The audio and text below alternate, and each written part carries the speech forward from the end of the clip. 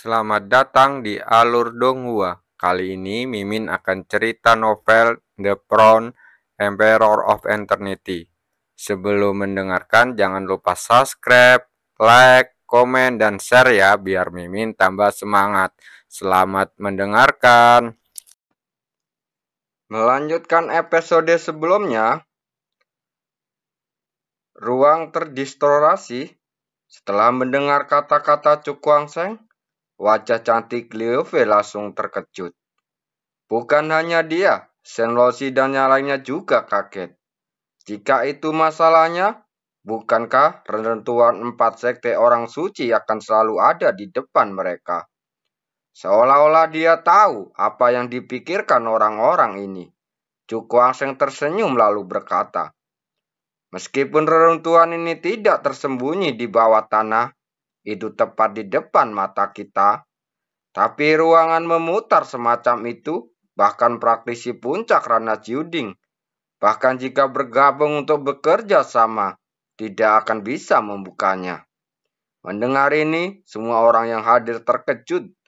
Ruang bengkok ini sebenarnya sangat kokoh. Saat mereka tercengang, piringan emas besar itu tiba-tiba bergetar hebat. Dan gelombang cahaya kemasan menyapu, mengubah gurun dalam jarak 1000 kaki menjadi lautan emas. Saat berikutnya, bekas cahaya kemasan yang sangat menyilaukan keluar dari piringan dan menyatu ke dalam ruang kosong di belakang. Pada saat ini, seluruh ruangan tampak bergetar, dan kemudian ribuan sinar cahaya yang menyilaukan muncul dari udara tipis, terjalin dengan cepat di udara. Setelah beberapa saat, sebuah pintu emas besar yang seluruhnya dibatasi oleh cahaya muncul di udara. Piringan melingkar juga tersapu, tergantung di atas gerbang emas, memancarkan cahaya yang menyilaukan. Cakram Taipan ini ternyata adalah kunci untuk membuka reruntuhan 4 sekte suci. Cukuang Seng sangat terkejut. Hasil karya 4 sekte orang suci sangat besar. Anda harus tahu bahwa Cakram Tianpan sangat paling biasa pun adalah harta karun yang menakjubkan. Terlebih lagi, dalam persepsinya, pemiliknya pasti memiliki kultivasi yang tiada tara. Dan bahkan di atas ranah Zotian, dia juga merupakan ekspektasi yang paling top. Ayo pergi. Tidak hanya seseorang berteriak, tetapi di puncak tempat Gunung Buddha dan Tanah Suci berada. Silit melesat keluar dan bergegas menuju pintu emas. Lusinan sosok yang bergegas keluar, lihat dari barisan mereka. Mereka adalah orang-orang dari alam iblis hitam. Ayo pergi juga. Cukuang Seng melambaikan tangannya dan pergi ke kejauhan tanpa mengucapkan sepatah kata pun. Setelah itu, Liu Fei dan yang lainnya segera menyusul. Di atas langit, seberkas cahaya dan bayangan dengan cepat lewat, dan dengan cepat mendekati gerbang emas. Saat jarak semakin dekat, tekanan mengerikan dari cakram Zotian menjadi semakin kuat. Pada akhirnya, beberapa orang bahkan tidak bisa bertahan dan langsung terjatuh. Semua orang di bawah alam Juding tingkat ketujuh akan tetap berada di luar dan menunggu perintah. Suara pendeta muda Langtian datang dari arah alam iblis hitam. Setelah mendengar kata-kata ini, ekspresi para praktisi alam iblis hitam yang lebih lemah itu berubah untuk beberapa saat. Dan akhirnya mereka memilih untuk mundur. Melihat ini, orang-orang di Tanah Suci dan Gunung Buddha mengikutinya. Meninggalkan praktisi di bawah ranah Juding tingkat ketujuh di luar. Hati-hati, kata Cukuang Seng. Lalu dia menunjuk ke tengah alisnya. Dan cahaya perak yang menyilaukan mekar. Menutupi semua orang. Menghalangi sebagian besar tekanan dari cakram Tiapan. Selanjutnya, saat semakin dekat dengan cakram Zotian, napas semua orang menjadi lebih cepat. Pada akhirnya, bahkan dengan bantuan badai ruang angkasa semu, semua orang bisa merasakan kekuatan penindasan menimpa, membuat mereka terengah-engah. Untungnya, Ketika mereka memasuki jarak hanya 100 kaki dari gerbang emas, tekanan tiba-tiba hilang sama sekali. Akhirnya menghilang, Chu Kuang-seng diam-diam menghela nafas lega. Tuan Chu, sampai jumpa di reruntuhan. Lang Tian melihat ke arah saat ini dan tersenyum pada mereka. Kami selalu di sini untukmu. Chu Kuang-seng tersenyum tipis dan berkata dengan mata tajam. Hahaha. Lang Tian tertawa. Ia melambaikan tangannya dan bergegas menuju gerbang emas terlebih dahulu. Gadis suci, kamu harus mengenali identitasmu. Saat Lang Tian memasuki gerbang emas, suara acuh tak acuh lainnya datang. Mendengar ini, Chu Kuang-seng berbalik dan melihat seorang pria berjubah kuno ke arah tanah suci. Siapa orang ini? Dia bertanya. Liu Fei berkata dengan pelan, putra suci dari tanah suci murni, Qiuling. Chu Kuang-seng terkejut. Tidak heran dia merasakan paksaan dari orang ini tidak lebih lemah dari Lang Tian. Ayo pergi. Qiuling dengan cepat bergegas ke gerbang emas tanpa henti. Hahaha. Sepertinya situasi Tuan Chu agak buruk, bukan? Seorang pria berpakaian linen dari arah Gunung Buddha berkata sambil tersenyum. Murid Agung Buddha suci, Gunung Buddha, Jing Lifeng, kata Liu Fei perlahan. Mendengar kata-kata ini, Chu Kuang-seng juga memasang senyum masam di bibirnya. Sepertinya dia memiliki banyak lawan selama perjalanan ke reruntuhan ini. Dan yang paling penting adalah kultivasi orang-orang ini tidak ada bandingannya. Dan tidak ada satupun yang mudah. Ayo pergi. Sambil menggelengkan kepalanya, Chu Kuang-seng berhenti memikirkan hal-hal ini dan membungkuk menuju gerbang emas. Melihat ini, yang lainnya segera mengikuti. Jika kamu bertemu orang-orang ini di reruntuhan, sampaikan informasinya kepadaku. Mata Ling Feng berkilat dingin. Aku akan melakukannya, murid Buddha mengangguk. Hayo pergi. Mendengar ini, Jin Ling Feng tidak berkata apa-apa lagi. Lalu melambaikan tangannya dan bergegas ke gerbang emas.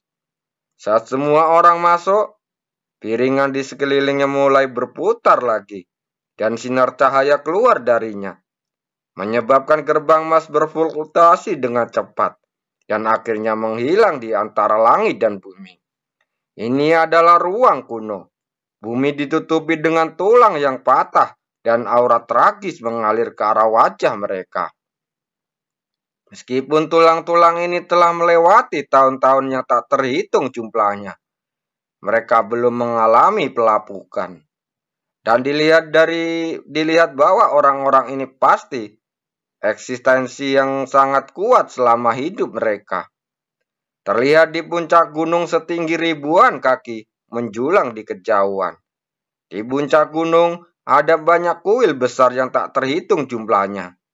Meski candi-candi ini bobrok, namun tetap memiliki suasana yang megah. Dan banyak patung-patung batu yang tergantung di cakrawala. Patung-patung batu ini berukuran lebih dari 1000 kaki, berdiri seperti pilar yang menopang langit. Di bawah patung batu tersebut, terdapat air terjun yang menjuntai seperti naga raksasa. Dan suara yang gemuruh yang keras menggema di seluruh dunia. Apakah ini sekte 4 orang suci? Chu Kuang-seng terlihat kagum. Di depan momentum yang begitu megah, bahkan akademi 4 roh mereka tampak sangat kecil. Yang lain sepertinya telah dipindahkan ke tempat berbeda. Liu Fei melihat sekeliling saat berkata. Chu Kuang-seng mengangguk dan berkata, ayo pergi dan melihat dulu. Setelah mengatakan itu, dia melangkah ringan dan menuju puncak gunung yang jauh. Melihat ini, Liu Fei mengerutkan bibir merahnya, lalu segera mengikutinya. Di dalam ruang kuno, kedua sosok itu terbang dengan cepat, dan akhirnya menghilang ke dunia luas. Saat dia secara bertahap masuk lebih jauh ke dalam reruntuhan sekte 4 orang suci, Keraguan di hati Cukuang Seng menjadi semakin kuat. Kenapa di sini dia hanya melihat mayat anggota 4 orang sekte suci, tapi tidak melihat mayat para penyusup? Ketika dia memikirkan hal ini, hatinya terkejut. 4 sekte suci ini adalah sekte yang sangat kuat.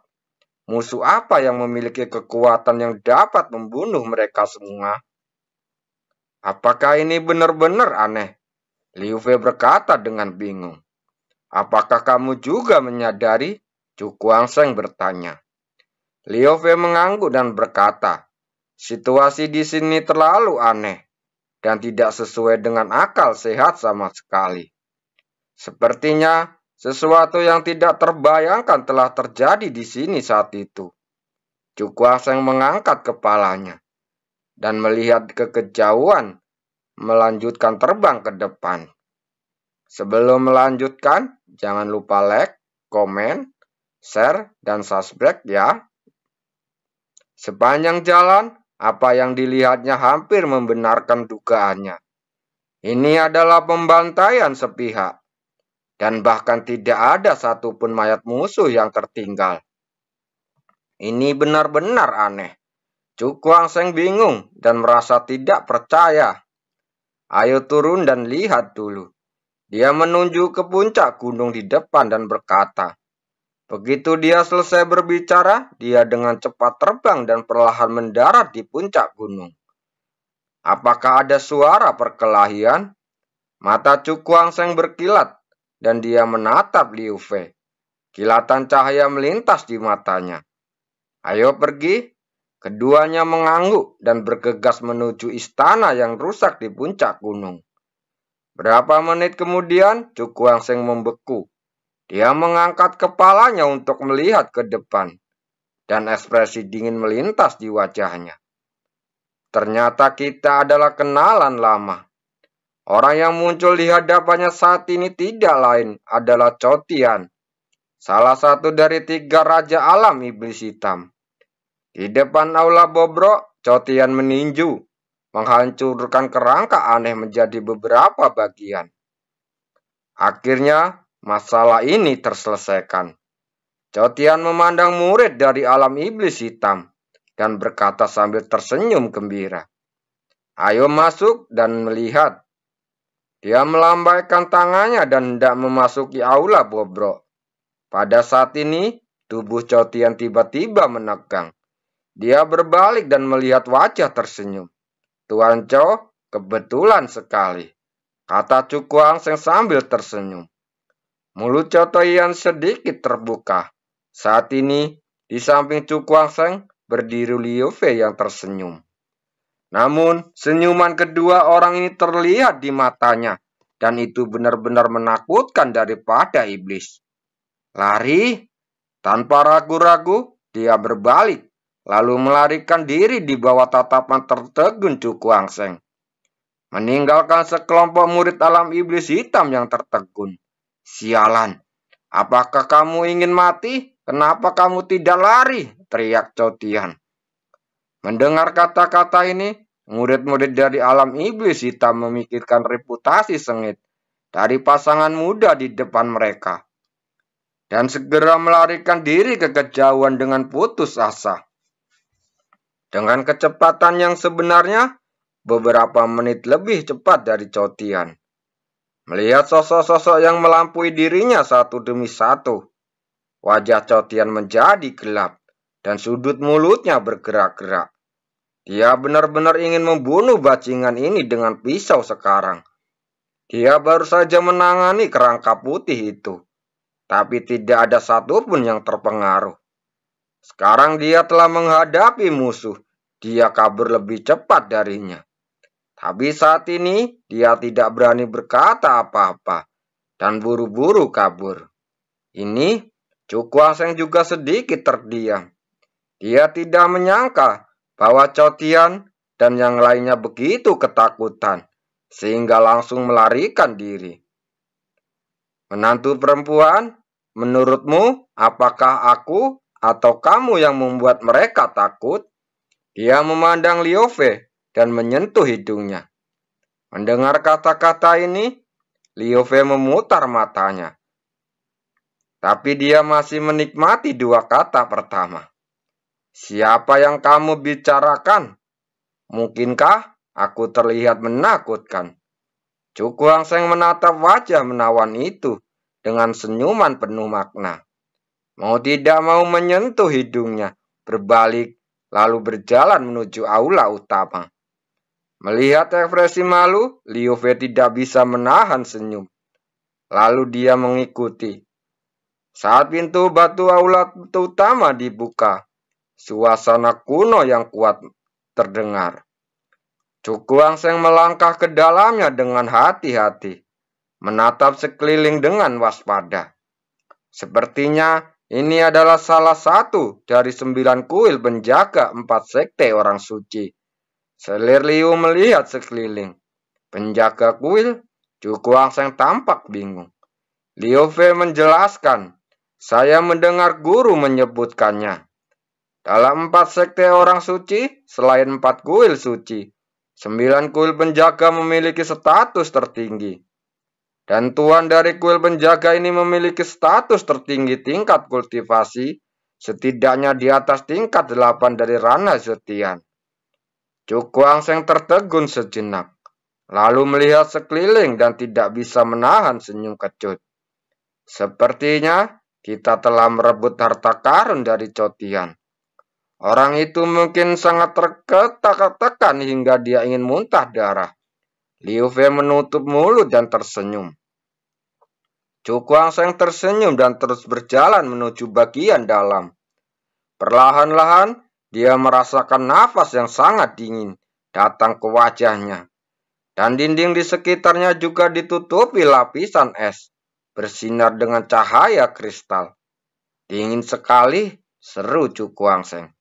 Ini seharusnya menjadi istana es dari 9 kuil penjaga. Selir Liu melihat sekeliling dan berkata dengan lembut. Mendengar ini, Chu Guangsheng mengangguk dan melangkah lebih jauh ke aula.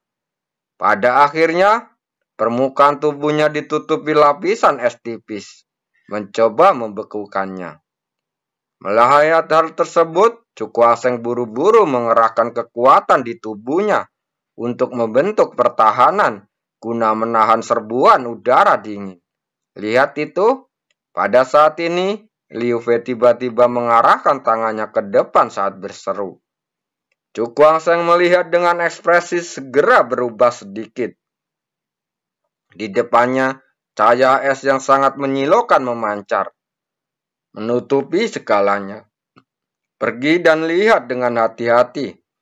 Dia berkata perlahan, mendekati cahaya es itu. Ketika dia mendekat, dia menyadari bahwa benda yang memancarkan cahaya es bukanlah sesuatu yang lain, melainkan pedang raksasa yang sepertinya terbuat dari es. Namun, ketika Chu Guangsheng melihat bagian bawah pedang raksasa itu, ekspresinya terkejut segera muncul di wajahnya. Itu adalah mayat putih berkilau, menembus dadanya dengan pedang raksasa, memutuskan nyawanya. Apakah orang ini yang menyerbu 4 sekte suci? Ekspresi Chu Guangsheng melintas. Dia sudah menyadari betapa kuatnya para penyusup ini. Sekarang, setelah melihat situasi di depan, dia tentu saja terkejut. Seharusnya begitu. Pedang raksasa es ini seharusnya dimiliki oleh penguasa istana es. Sekarang dimasukkan ke dalam mayat, yang dapat membuktikan identitas mayat tersebut, kata Liu Fei. Saat berikutnya, matanya tiba-tiba bergerak. Dia berjalan ke arah mayat itu dan mengambil tanda yang terbuat dari batu giok putih. Ini adalah... Liu Fei menatap token di tangannya. Ekspresi terkejut perlahan muncul di matanya yang cantik. Ini adalah token dari alam suci. Suara terkejut bergema di istana es. Terima kasih